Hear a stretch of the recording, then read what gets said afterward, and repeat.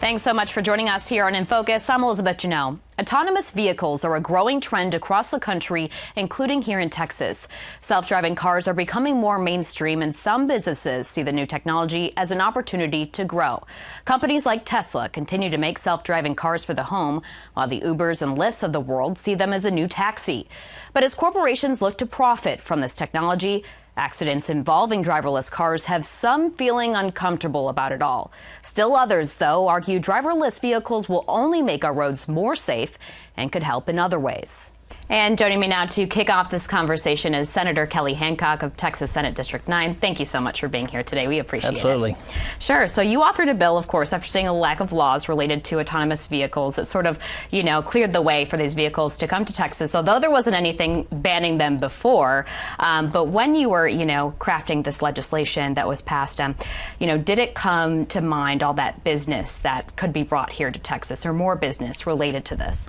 Well, we knew the business was out there, and we actually knew that they were operating in the state, and that was part of the thought behind the legislation. Is this is going on, we don't really have anything in statute addressing it or even recognizing it, but it was going on in the state of Texas. It was going on here in Austin. Yeah, Google was testing its just very privately, very quietly, and had several companies operating.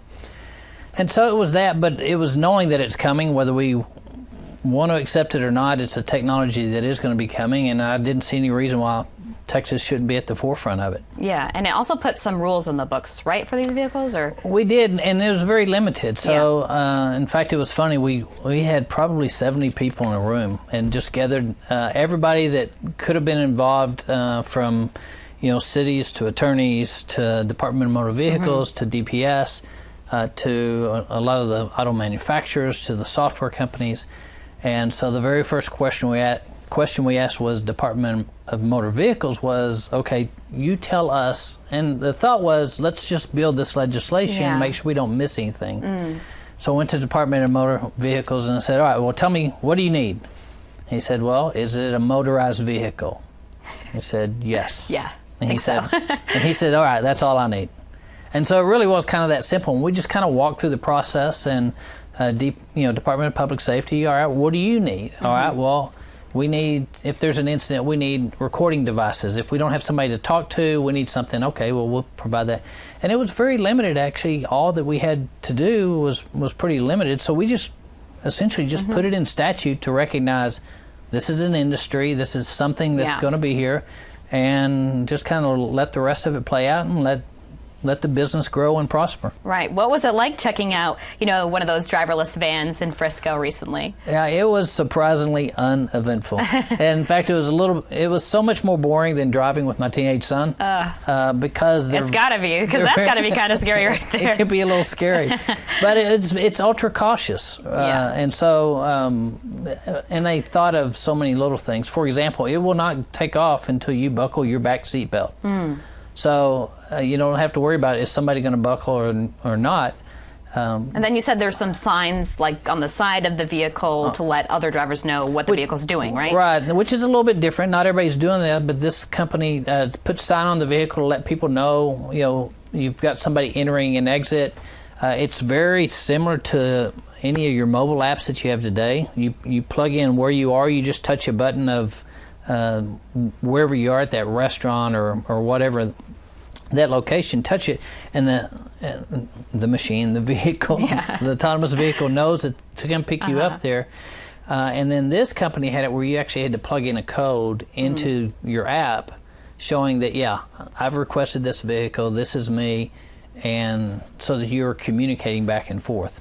And then in Arlington, those vehicles will be, you sort of said, shuttling people to and from those NFL games, right? Which that'll introduce a ton of people to this technology, I have to assume. There's lots of people that go to that stadium. Well, and that was the thing in Frisco, riding the vehicle is, it was a crowded area. And I think we were there about 4 o'clock. The Cowboys were going to be practicing at 5 o'clock.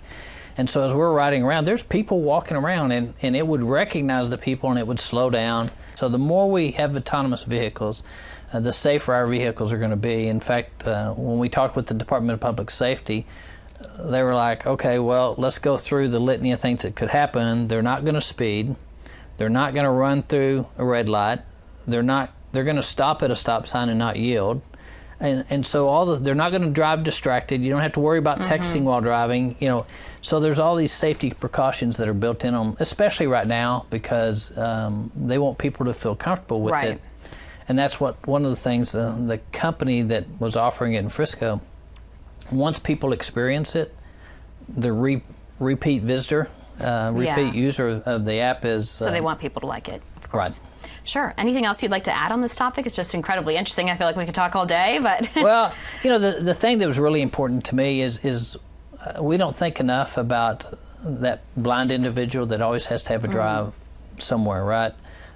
Someone with autism, somebody that suffers from seizures. And so one of the things, as we've kind of moved in this realm, whether it be the ride-sharing programs or autonomous vehicle, is you have a lot of people that don't get the benefit that those of us that can just get in a car and drive will experience when this comes to light. And so I think that's very important. For me, it's very important, I think, for the state, that all of a sudden we have people that don't have access to our roads as frequently. They don't have that free availability that I think this technology will bring to them. So I think that's going to be pretty cool. Excellent point there. Well, thanks so much for joining us today. Absolutely. We appreciate it. Thank you. And make sure to stay tuned, because up next we'll continue to dive more into this technology. Two experts from the Texas A&M Transportation Institute will be joining us. Stay tuned.